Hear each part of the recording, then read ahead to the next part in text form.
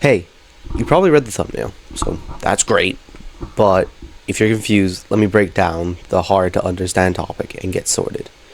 Jujutsu Shenanigans is a Roblox game based around the oh so popular Jujutsu Kaisen. Five Nights at Freddy's is an indie horror game created by Scott Cawthon to a major success, with you being stuck inside an office from 12 to 6 a.m. So how am I going to take this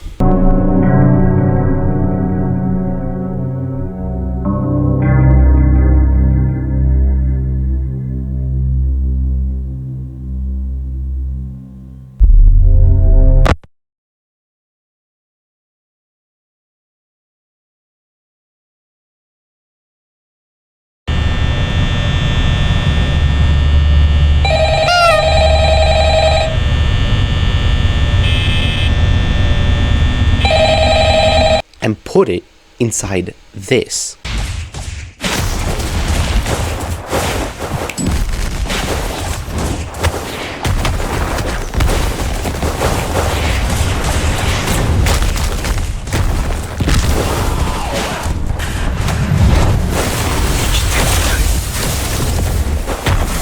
Well, that's thanks to the in-game builder, which allows anyone to create anything. The main standout with this is its logic and mechanical blocks. These right here are the crack blocks to an addiction, and are going to bring this whole idea together. But let me set some ground rules, since without them, we'll be headless chickens. The game has to be as close as possible to Five Nights at Freddy's, with some bits cut due to limitations of the in-game builder. I must make everything involving the core gameplay, aka logic behind the animatronics and gameplay. And 3, I must beat the game once I have created it. Sounds simple, but it really isn't. Bear days. So to start this project, I went to the basics and decided to go from there. The main menu. How hard can a main menu be? Well, clearly, I wasn't thinking that day, because for an up and down menu, I decided to make the prompts to change between the cameras, A and D. But we move on, and go to make the 3 difficulties. These are going to be how the animatronics move. Rule 1 is already going to be brought up, but JJS doesn't have any way to randomize numbers, so I'm unable to create the randomized animatronic paths that most of the animatronics in the game do, as well as the animatronics being more streamlined than in the games.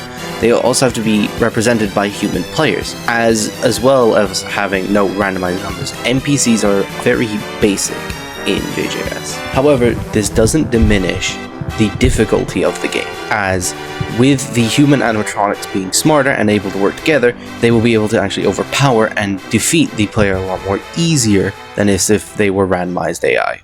Speaking on the difficulty, what just passed us is the 3 difficulties of this game mode. Easy, medium, and hard. Now, I know, there's no night system. That's because I hit the limit on the logic blocks while making the door systems in power. So if I were to have a night system, there would be no door system to stop the player from just holding the doors closed. The difficulties will be based on the move timers of Night 5, but tweaked. Hardest will just have the move timers. I mean, no need to change what's working, right? Easy will have that doubled. Medium, however, the in-between, will only have 3 seconds added to the move timer. I feel like this is fair in comparison, as easy is kind of the game mode to get bullied for playing, while hard is the mode for most people. Oh yeah, timer blocks, I forgot to explain these, but these are going to be the saving grace, basically. They work by delaying a charge, allowing for in-game events like the animatronics to go smoothly, as they can all be set up on timer blocks that repeat themselves.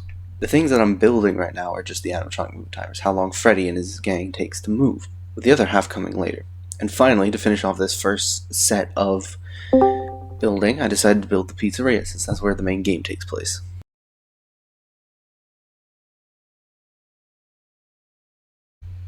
God, look at me go. Who knew how long this would actually take later on down the road? And that's what I did. I kept working on the map. I know. Be working on cameras, or the door system, or literally the player themselves after they load in. But nah, I decided to continue to build the actual map. And at the time, my current thinking was this. I have to build the map, otherwise I can't use it for a point of reference for the camera system, since it was so heavily dependent on the map. Same with the doors and the animatronic pathings. So that's what I did. I worked on the map. I continued working on the map until I had like a basic layout I could use, which took a minute, but it was what it was. Also, if you're curious about the little record label spinning in the bottom left, that's because I usually recorded these for a TikTok. I don't post there anymore because I just didn't want to anymore. But I would have music so that people didn't lose interest. A decent amount of progress on the building. I decided to work on the office and how the player would move around the office. I decided to use camera blocks for these, as the player didn't actually need to be in the office to look around it, and if I had a free roaming player, a lot of shit would go wrong, so it was not advised to have a free roaming player in the pizzeria besides the enemy animatronics, who would have been stuck to their little cages. The day after that was honestly kind of boring. It was just more working on the stage. The only interesting to note of this day was actually the system used for Foxy, as I had finally set it up so that they would be released into the pizzeria after a certain amount of time. Other than that, nothing interesting happened that day. Part 4, on the other hand, was one of the most forward progress days ever. I finished making the pizzeria, I added a little decoration, and I finally began to work on the camera systems, which was a bit of a pain to figure out, but once I did, it was kind of, I guess, straightforward. To access the cameras, you have to hit spacebar while looking dead center in your office. This is the only way I could get it to open the camera. These will allow you to look around the facility and kind of just see what's going on using the camera blocks. Like I said, these things as well are really, really important. Without them, I don't think the camera system would have worked. The office POV would have never worked. It's stuff like that that I really start to appreciate while building this project, looking back on it. However, these are going to take a while. I need to do it for almost every room besides the kitchen. I skipped the kitchen because I wanted to save myself time, really. But other than that, there was no way around it. This is going to be a long time to make all of the cameras for all of the rooms. But that didn't stop me. The very next day, the very day after, I started working on this map again. I promised that I would beat it. I'm kidding. Oh, enough of that. That was annoying. But I started working on the cameras again. I got through a majority of them and also decided to fix some old cameras, like the office cameras, and made them more fluid and functional due to the angle the cameras were at, making things a lot easier for our fellow night guards. That was all for the day, as not much else was done.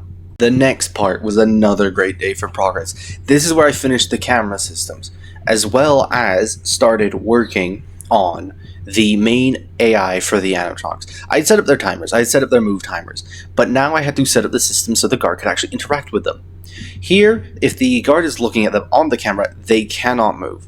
I know it's a bit of a distraction from the main game, which they have like the static if they move and all that, but that's extra teleports and cameras, and it would make things fuzzy and confusing for the night guard and be hard to pinpoint exactly which camera they were on when the move happened. So I decided not to bother with fuzz. Also, if you have a look very closely on the left side here, you will see one of the upcoming participants of when this map is actually finished. I decided to have some of my friends try this map, and all of us have attempt to beat it. So we'll see how that goes when they finally decide to play the map. But yeah, the move timers, basically, every time they have a chance to move, it will check if the guard is watching them. If the guard is watching them, they cannot move. If a guard is not watching them, they can move. This section here is just finishing up on Bonnie's pathing and starting on Chica's. Nothing special. I really don't know why it took me so long to just do two. Probably because they're confusing as hell and they genuinely take up so much time. But I think a couple of these are going to be like that. All that's left is probably finishing up for Chica and then Freddy, and then everyone's ready to go. Another day where I just worked on the animatronics. A thing I've noticed is that as time goes on and there's less and less to do, I kind of realize that I'm almost done with it, and I'm trying to like hold it off so I can keep working on it and enjoying it. But I have to eventually learn that I should just start and just finish the project already. So we're almost there. About 3 more sections to go, and we're done with the project. And you will see my friend's attempt to actually beat this game. Yet more of my point about being basically out of things to do on the map, because this right here behind me is more me just working on the map and adding fun little things because friends told me to. So I added like Golden Freddy to the storage room because, again, no random numbers means we can't have Golden Freddy. This is the only way I can really add him. But other than that, it was working on design for the restaurant and then actually working on the in-game path that the animatronic player takes, which in itself is another giant headache, which will basically be the final part of this. Besides the doors, this is like the last thing that I need to do, and then I'm done. This here is where the giant issue of the wire monster that is now my map starts. This is where I start finally finishing off the rest of the movement opportunities, as well as the death screens and voices. I gave every animatronic a death voice, basically, if they catch you. And that's all I did this part. I didn't do much else, because most of it had been done already. And that's all of the animatronic paths done. What you're seeing behind me is me working on the final one, and ending everything there. Now, obviously, I haven't ended everything. I'm still here, but you know what I mean. I finished with them. They're done. I don't need to touch them. I don't need to focus on them. I don't need to do anything with them. All that's left is the doors, and then the playtest, and we'll see, finally, after this video. I mean, it's only been 11 minutes, but I know, still, some of you have short attention times. Some of you need to go to Genshin, or even fucking Limbus, or even, God forbid, one of those other god-awful gacha games. Or hell, even an actual fun game. But either way, almost there. And thank you all for watching so far. I genuinely mean it. I've been working on this for a bit, and I don't know how this is going to be well received, if this is going to be received at all, if anyone's going to see it, but still, I want to thank anyone who's watching for making it this far. This is the final part of me recreating FNAF in JJS, the door system. I explained, I think, earlier, if I haven't, I'll explain it now, that I cannot have a power system, and I'll show you why. In the background footage, you might be able to see that when I'm saving and loading it, things are just missing. I believe that's because I hit an old cap on how many logic blocks you could have, and if I were to implement a full-on power system, I would have ran out of logic blocks a long time ago. So I'll have to settle with an inferior version, which is only being able to close the door for about 30 seconds or so before they're jammed, preventing the players from closing them again. Which, again, I think is fair, but it just doesn't sit right with me that I have to go past this rule again in something that should be possible. Power is easy to code, at least with my current knowledge on how this thing works with logic blocks, but it's just not possible with the amount that I have left over. So I'm settling with just a regular system. And here you go, the playtest. I'm gonna keep it short because I know you want to see if we can do it. Here it is. Let me at him. I devolved. Let me at him. I'm autistic, baby! Let me in. What's wrong? What's wrong, I'm friend? gonna kill you and your family. What's wrong, friend? Dude, his family, bro. That's too much. You can kill him. Bro, I'll buy your whole family. Nah, he hit nickels. daddy mode. I'm gonna kill him. 4 nickels. 4 nickels. I'll find your family and buy them. I am hearing a G and not CK. That is concerning. Oh. Wait. He'll never see me coming. I know, I'm scared, bro. Fuck, don't get off me, nigga. Yeah, no. No. You open that door right now. You Let open me that at door. him. You open that door. Let me at him. Let me at him. Oh, press Open the space. door. You know Press what? space. I dare you. I dare you. Let me Press at him. space. I dare you. I double dog dare you. I triple dog dare you. Let me at him. So the guy has to be gone. Jump his ass. The doors are limited, so if you keep them closed for too long, they will be blocked and open. I have a little I've seen audio. movies cue. that don't I have a little instantly audio kill you cue of either, me so- approaching. There's a little audio. me- cue. Yo, Foxy, go jump his ass. Foxy, go jump his ass. Foxy, go jump his ass. Hey, man! We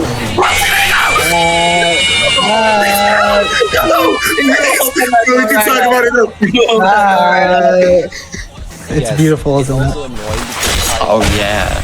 what the fuck did you do, Taylor? Let's go! He breached. Let's go! Kick his ass!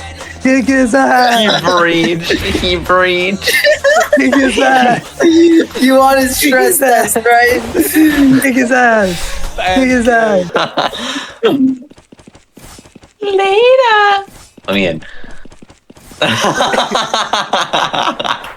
See me in the bathroom, motherfuckers. Come see me in the I bathroom. would never snitch on a Here's homeboy. the thing, if I open my canvas, I know Frankie's ass is gonna get released and I'm gonna have to scramble to close the door. Why? You Why could would I close be the released? door. I mean, there is a Why man would right I? there. You motherfucker! You motherfucker! Bro, you have stopped me every time. Oh, hey, friend. Yeah, baby. Fuck, the door opened. We did it. We did it. I opened the door. For the Hold on. grand. I actually- Check it. Jeez. Well, it's a shame to say, but none of us could beat it. And I would say challenge failed, but in reality, The whole point of this challenge wasn't to win. It was the journey. It was learning everything about how far can you push a simple side thing in a fighting game. And I think I've proven that correctly. Now, I will rise all of you watching to the challenge of actually beating this map yourself. Just comment it, I'll get in touch and I'll give you the map. But yeah, I challenge all of you watching, to try and beat this map on the hardest difficulty, which is what me and my friends did. If you're able to do it, I will mention you, I will make a follow up, and I will mention you personally and congratulate you. Other than that, stay safe, be good people, and I'll see you around.